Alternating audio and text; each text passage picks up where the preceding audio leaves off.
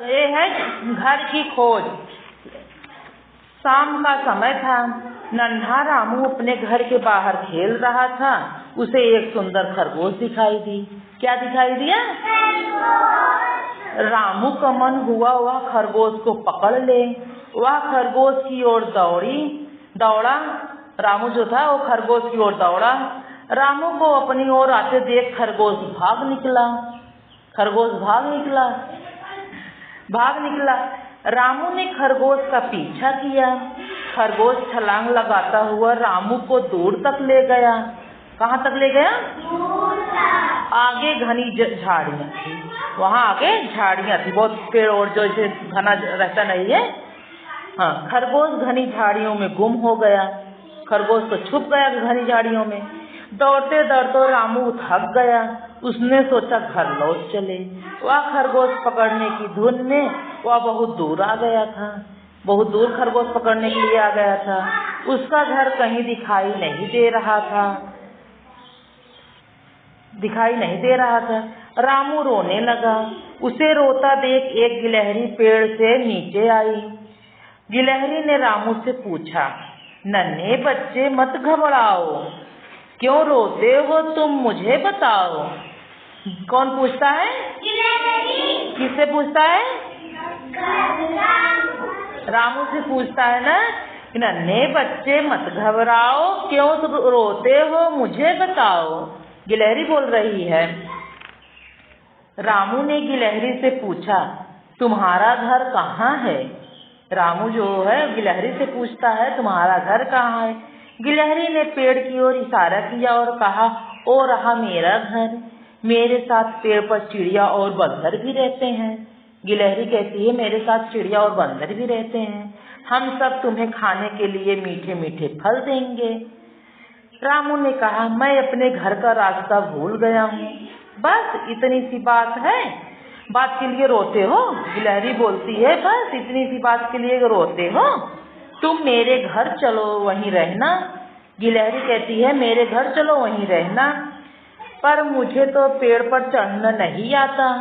रामू बोलता है, मुझे पेड़ पर चढ़ना नहीं आता है, मैं पेड़ पर नहीं रह सकता। रामू ने कहा, मुझे पेड़ पर नहीं चढ़ना आता, मैं पेड़ पर नहीं रह सकता। कुछ दूर एक तालाब था। तालाब में के पानी में मछली तैर रही थी। कहाँ मछली थी? तालाब में। मछली ने पूछा, नन्हे बच्चे मत घबराओ, क्यों रोते हो, मुझे बताओ। मछली भी पूछती है कि क्यों रो रहे हो, मुझे बताओ। रामू बोला, मैं अपने घर का रास्ता भूल गया हूँ। मछली ने कहा, इसमें रोने की क्या बात है, तुम मेरे घर आकर रहो।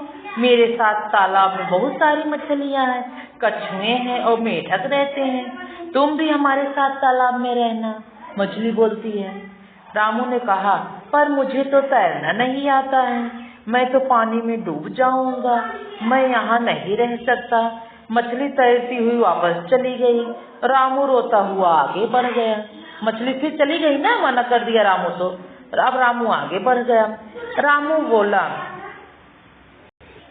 रास्ते में एक चूहा अपने बिल में के बाहर बैठा था। उसने रामू से पूछा, नन्हे बच्चे मत घबराओ, क्यों रोते हो, मुझे बताओ। चूहा भी पूछता है।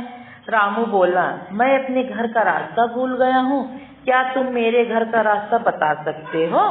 चूहे ने कहा, मैं अपने घर का रास्ता नहीं जानता, मैं तुम्हारे घर का रास्ता नहीं जानता, पर तुम मेरे घर आकर रह सकते हो।